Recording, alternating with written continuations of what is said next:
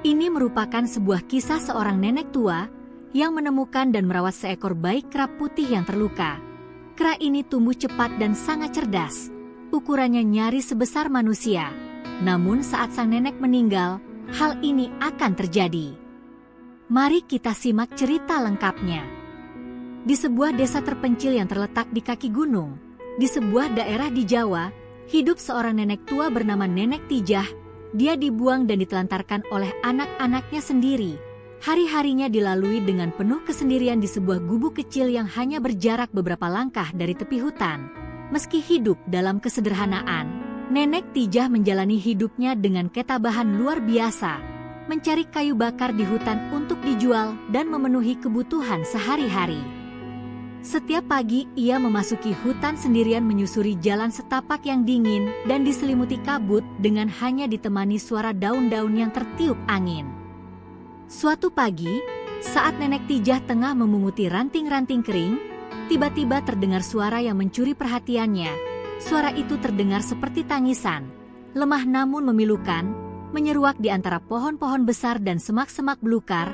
Merasa penasaran, Nenek Tijah berhenti sejenak dan mengerahkan telinganya untuk mendengarkan.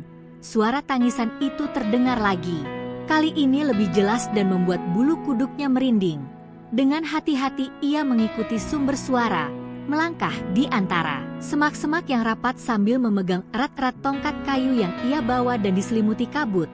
Nenek Tijah tiba di sebuah celah kecil di balik semak dan di sanalah ia melihatnya. Seekor bayi kera kecil berwarna putih sedang meringkuk sendirian di tanah. Tubuh mungilnya gemetar tanpa ketakutan dan kebingungan. Tangannya yang kecil dan lemah berusaha menutupi wajahnya, seolah ingin bersembunyi dari dunia yang begitu asing dan mengancam baginya. Hati Nenek Tijah merasa iba melihat pemandangan itu. Tanpa berpikir panjang, ia berjongkok perlahan mendekati kera kecil itu sambil mengulurkan tangannya dengan lembut. Awalnya bayi kera itu tampak waspada menggeram kecil. Tetapi Nenek Tijah menatapnya dengan penuh kasih sayang, sambil berbicara lembut. Untuk menenangkan, "Jangan takut nak, kamu tidak sendiri sekarang," bisiknya. Mendengar suara yang hangat dan penuh kasih, si kera kecil mulai mereda tangisnya. Ia menatap mata Nenek Tijah yang penuh kelembutan, seolah memahami bahwa perempuan tua itu tidak akan menyakitinya. Dengan hati-hati Nenek Tijah mengangkat kera kecil itu ke pangkuannya, merasakan tubuhnya yang masih gemetar, namun kini mulai merasa nyaman dalam dekapan hangat. Dalam perjalanan pulang, Nenek Tijah terus berbicara kepada bayi kera itu, menghiburnya dengan suara lembut agar tidak merasa takut lagi. "Mulai sekarang kamu akan tinggal bersamaku," ujarnya sambil membelai kepala si kera kecil. Meski bukan darah dagingnya, ada perasaan ikatan yang kuat terbentuk di antara mereka, seolah nasib telah mempertemukan dua jiwa yang kesepian. Nenek Tijah yang bertahun-tahun hidup sendiri kini merasa bahwa dirinya tak lagi sendirian. Sementara kera kecil itu tampak mulai mempercayainya, melingkarkan tangannya di lengan Nenek Tijah dengan erat. Sesampainya di rumah, Nenek Tijah mempersiapkan tempat untuk bayi kera itu dengan segala perhatiannya. Ia memberinya nama Satria, sebuah nama yang ia harap bisa memberikan kekuatan pada kera kecil yang malang itu. Setiap hari ia merawat Satria dengan kasih sayang luar biasa, membawanya kemana-mana, seolah Satria adalah anaknya sendiri. Satria yang awalnya pendiam mulai menunjukkan tingkah cerianya, kadang menggantung di pundak Nenek Tijah atau bermain di halaman gubuk kecil mereka. Hari-hari yang mereka lalui bersama mulai mengubah suasana di gubuk itu. Canda dan tawa Satria memberikan warna baru dalam hidup Nenek Tijah yang sebelumnya sepi. Satria tumbuh menjadi kera yang penuh rasa ingin tahu, senang mengikuti Nenek Tijah ke hutan dan memperhatikannya memunguti kayu bakar. Nenek Tijah dengan sabar mengajari Satria banyak hal, dan Satria dengan kecerdasannya yang luar biasa tampak selalu memperhatikan setiap kata yang keluar dari mulut neneknya. Meski hidup mereka sangat sederhana, Nenek Tijah merasa sangat bersyukur. Bagi Nenek Tijah, Satria bukan sekadar seekor kera. Ia adalah sahabat, teman hidup, dan anak yang selama ini ia impikan. Ikatan di antara mereka semakin kuat, seolah keduanya telah ditakdirkan untuk saling melengkapi. Tak ada yang tahu bahwa pertemuan di hutan itu akan menjadi awal dari sebuah persahabatan luar biasa antara seorang nenek tua dan seekor kera yang penuh kasih sayang. bagi Nenek Tijah, satria adalah hadiah terindah yang diberikan oleh alam dalam hidupnya. Hari demi hari berlalu, satria tumbuh di bawah asuhan Nenek Tijah dan tak ada yang menyangka bahwa kera kecil yang dahulu lemah dan ketakutan kini berubah menjadi sosok yang luar biasa. Satria tumbuh menjadi kera yang sangat besar, lebih besar dari kera-kera biasa, bahkan tubuhnya hampir setinggi manusia dewasa. Kekuatannya pun luar biasa dan meskipun tampak mengintimidasi, satria tetap setia pada Nenek Tijah. Setiap pagi satria dengan penuh semangat menemani Nenek Tijah ke hutan membantu mengangkat kayu bakar yang lebih berat. Kebersamaan mereka semakin erat seolah satria adalah anak yang melindungi ibu yang membesarkannya. Namun bukan hanya tubuhnya yang bertambah besar, kecerdasan satria juga kian menakjubkan, bahkan melebihi hewan-hewan lain di sekitar mereka. Satria mulai memahami instruksi-instruksi rumit dari Nenek Tijah dengan cekatan. Ia bisa memisahkan ranting kering dari yang basah, mengikat kayu bakar dan bahkan membawa air dari sungai menggunakan ember kecil yang selalu ia gendong dengan hati-hati. Nenek Tijah seringkali terpana melihat apa yang bisa dilakukan satria. "Kamu ini luar biasa, Nak," gumamnya penuh rasa kagum dan kasih sayang. Lebih dari itu, satria mulai bisa memahami bahasa manusia. Hingga akhirnya satria mampu berbicara dengan lancar. Ia mampu meniru suara Nenek Tijah, memanggil nama bahkan mengucapkan kalimat sederhana. Suatu kali satria menatap Nenek Tijah dengan mata yang penuh sayang dan berujar pelan, "Nenek, terima kasih." Nenek Tijah terharu. Air matanya mengalir. Kata-kata sederhana itu adalah ungkapan kasih sayang yang dalam dari satria dan bagi Nenek Tijah, tak ada hal yang lebih berharga dari itu. Kehadiran satria membuat hidupnya yang sunyi kini terasa penuh dengan cinta dan kebahagiaan. Namun perubahan besar pada satria tidak luput dari perhatian warga desa. Beberapa warga yang tak sengaja melihat tubuh besar satria dari kejauhan mulai merasa was-was dan mencurigainya sebagai makhluk gaib. Kabar bahwa Nenek Tijah hidup dengan seekor kera raksasa yang bisa berbicara pun mulai menyebar di kalangan warga. Mereka menganggap satria sebagai siluman atau makhluk jadi-jadian yang bisa membawa malapetaka. Suara-suara ketakutan dan bisikan kecurigaan perlahan menyelimuti desa, menciptakan rasa cemas di hati para penduduk. Suatu hari Nenek Tijah jatuh sakit, tubuhnya yang tua semakin lemah dan ia hanya bisa berbaring di tempat tidur. Melihat Nenek Tijah yang terbaring lemah, membuat satria sangat khawatir. Dengan kesetiaan yang luar biasa, satria berusaha merawatnya dengan segala cara. Ia mengusap kepala Nenek Tijah, menyuapkan air dan membisikkan kata-kata penuh kasih. Namun satria menyadari bahwa kondisi Nenek Tijah semakin memburuk dan ia tak mampu menyembuhkannya seorang diri. Dalam kebingungan dan putus asa, satria memutuskan untuk pergi ke desa mencari bantuan. Ketika satria tiba di desa, warga yang melihatnya segera lari ketakutan. Bayangan seekor kera besar yang datang dengan wajah penuh kepanikan membuat mereka semakin yakin bahwa satria adalah makhluk gaib. Beberapa warga mengumpulkan keberanian untuk menangkapnya. Mereka mengikat satria dengan tali yang kuat. Satria berontak tetapi ikatan itu terlalu kuat untuknya. Dalam keadaan terikat, satria hanya bisa menatap warga dengan mata yang penuh kepasrahan dan ketulusan. Ia tidak menyimpan niat buruk. Satu-satunya yang ia inginkan adalah menolong Nenek Tijah yang sedang sakit. Dengan suara terbata-bata satria berusaha berbicara kepada warga. "Tolong Nenek sakit," ujarnya dengan penuh kesedihan. Warga terdiam mendengar suara satria yang meski terputus-putus namun penuh kejujuran dan ketulusan. Beberapa orang di antara mereka mulai merasa iba dan tersentuh oleh usaha satria untuk menyelamatkan Nenek Tijah. Mereka mulai meragukan anggapan bahwa satria adalah siluman. Tatapan penuh kasih dari mata satria membuat mereka sadar bahwa dia hanyalah seekor kera yang sangat setia. Setelah diskusi singkat, warga akhirnya melepaskan ikatan satria dan memutuskan untuk mengikuti kera besar itu menuju gubuk Nenek Tijah. Mereka berjalan di belakang satria yang tampak panik, namun setia memandu mereka sepanjang perjalanan. Warga mulai merasa terharu melihat betapa setianya satria kepada Nenek Tijah. Kecurigaan dan ketakutan mereka perlahan berubah menjadi kekaguman. Namun ketika mereka tiba di gubuk, mereka mendapati Nenek Tijah telah menghembuskan nafas terakhirnya. Satria berlari menuju tubuh Nenek Tijah dan duduk di sampingnya. Dengan tatapan yang penuh kesedihan ia menggenggam tangan Nenek Tijah, seolah-olah ingin mengucapkan selamat tinggal untuk terakhir kalinya. Warga yang melihat momen itu merasa sangat tersentuh. Mereka menyadari betapa besar kasih sayang antara Satria dan Nenek Tijah, sebuah hubungan yang melampaui batas antara manusia dan hewan. Sejak kepergian Nenek Tijah, hidup Satria berubah drastis tanpa sosok yang paling ia cintai. Ia merasa kehilangan arah. Setiap hari Satria menghabiskan waktu duduk di samping makam Nenek Tijah, mengingat kembali kehangatan pelukan dan lembutnya belayan tangan Nenek Tijah yang selalu membuatnya merasa tenang. Suara lembut Nenek Tijah yang dahulu menemaninya kini hanya menjadi kenangan yang menyisakan kekosongan dalam hatinya. Satria seringkali mengeluarkan suara tangisan lirih tangis seorang kera yang kehilangan, suara duka yang terdengar memilukan.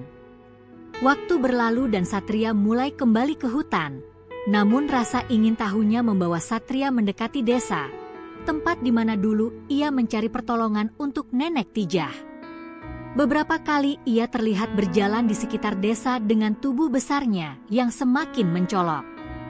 Ketika para warga menyadari kehadirannya, mereka merasa takut dan waspada. Bagi mereka Satria bukanlah hewan biasa ukurannya yang besar. Kecerdasannya dan kemampuannya berbicara membuat Satria dianggap sebagai makhluk yang aneh dan menyeramkan. Banyak yang mulai percaya bahwa Satria adalah siluman yang telah kembali untuk mencelakakan desa. Ketakutan warga semakin memuncak ketika anak-anak melihat Satria berjalan di sekitar desa. Kabar mengenai siluman kera yang berkeliaran menyebar dengan cepat. Para orang tua melarang anak-anak mereka keluar saat hari mulai senja, sementara para lelaki desa mulai berjaga-jaga di malam hari dengan membawa senjata seadanya. Suasana desa berubah mencekam. Ketakutan warga begitu mendalam sehingga mereka mulai merencanakan cara untuk menangkap atau bahkan mengusir Satria. Suatu malam ketika Satria kembali datang ke desa untuk mencari makanan, ia dikepung oleh beberapa pria desa yang membawa tombak dan obor.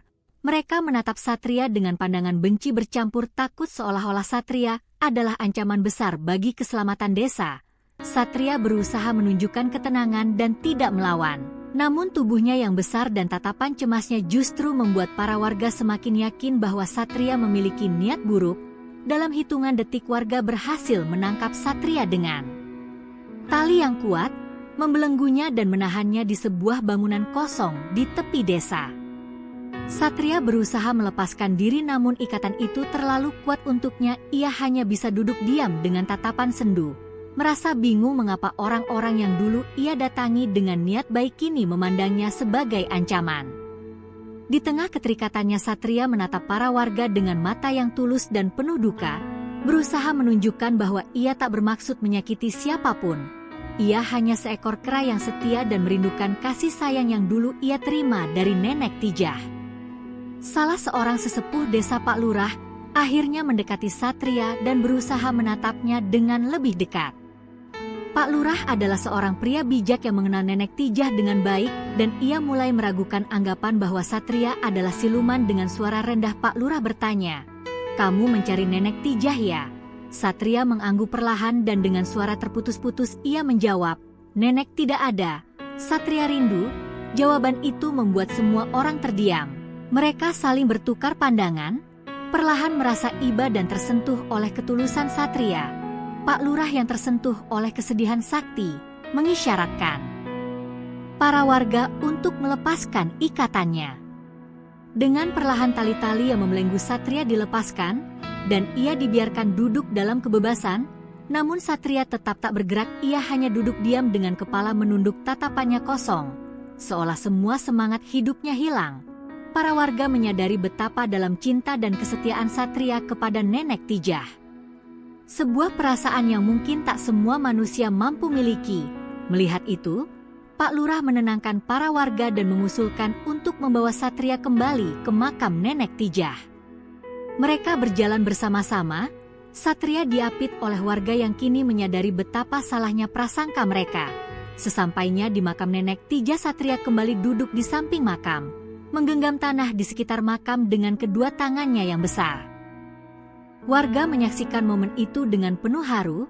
beberapa orang mulai mengerti bahwa ikatan antara Satria dan Nenek Tijah bukanlah sesuatu yang bisa dijelaskan dengan logika, melainkan ikatan tulus antara jiwa yang saling mencintai.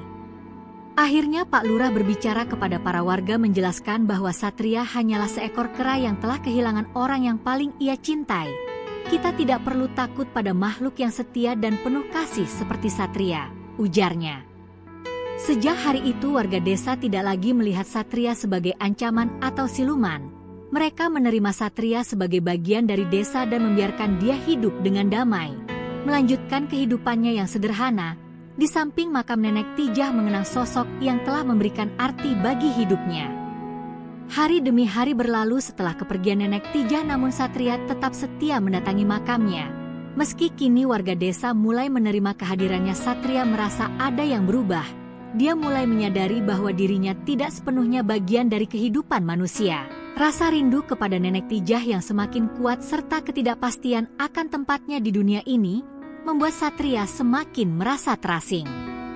Hingga akhirnya Satria memutuskan untuk kembali ke dalam hutan lebat jauh dari keramaian desa mencari ketenangan yang mungkin hanya bisa ditemukan di alam yang menjadi rumah aslinya. Saat Satria melangkah menjauh dari desa, ia berhenti di ujung hutan untuk melihat desa untuk terakhir kalinya. Ia memandang desa dengan tatapan penuh kasih, seolah menyadari bahwa meski ia akan menjauh, hatinya tetap ada bersama orang-orang yang pernah ia cintai. Satria tahu bahwa kini tugasnya berbeda. Ia harus melindungi desa ini dari kejauhan dari dalam hutan. Sejak hari itu Satria memilih untuk menghindari manusia, bersembunyi di balik pepohonan besar dan lebatnya hutan, namun tetap waspada, mengawasi desa yang telah ia anggap sebagai tempat tinggalnya.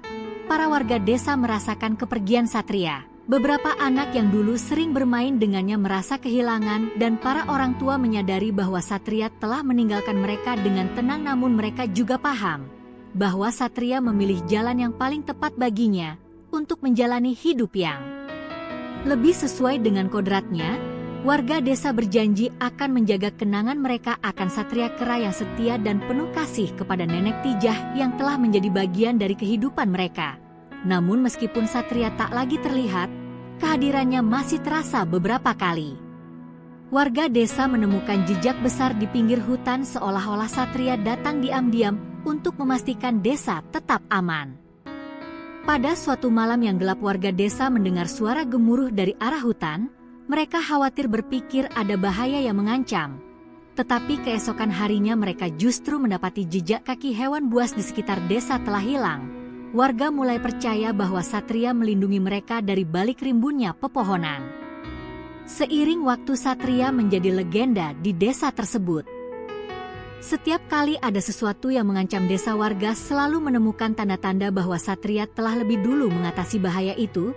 Cerita tentang Satria mulai menyebar dan anak-anak mendengarkan kisah tentang penjaga dari hutan, seekor kera bijak yang mengawasi desa dari kejauhan. Generasi demi generasi tumbuh dengan mengenang sosok Satria sebagai pelindung mereka, makhluk yang selalu hadir di saat mereka membutuhkan. Para sesepuh desa sering bercerita tentang bagaimana Satria dulunya hidup bersama Nenek Tijah dan setia menjaga makamnya. Mereka mengingatkan warga agar selalu berterima kasih kepada Satria yang senantiasa melindungi mereka dari ancaman yang datang dari hutan. Bagi para warga, Satria bukan lagi hanya seekor kera, tetapi simbol dari kasih sayang, kesetiaan, dan keberanian. Meski tak pernah terlihat, Satria selalu ada menjadi pengingat akan kekuatan, ikatan yang tak bisa diukur hanya dengan kata-kata. Pada malam-malam tertentu, warga yang beruntung mengaku pernah melihat bayangan besar di ujung hutan, sosok Satria yang seolah sedang menjaga desa dengan mata tajamnya. Meski hanya bayangan yang samar, keberadaannya menimbulkan rasa aman di hati warga, membuat mereka merasa tenang bahwa mereka tak pernah sendirian. Satria dalam wujudnya yang tersembunyi di hutan, tetap setia menjaga, menjadi pelindung setia yang tak pernah mengharapkan balasan. Akhirnya, Satria dikenal sebagai legenda hidup di desa itu, kerap menjaga yang selalu ada saat desa membutuhkannya. Cerita tentang Satria diwariskan dari satu generasi ke generasi berikutnya, menjadikannya bagian abadi dari sejarah desa bagi para warga. Satria adalah lebih dari sekadar hewan. Ia adalah penjaga sahabat dan pelindung yang selalu hadir walaupun hanya dalam diam. Satria sang penjaga dari hutan akan selalu dikenang sebagai legenda yang hidup di dalam hati setiap warga desa.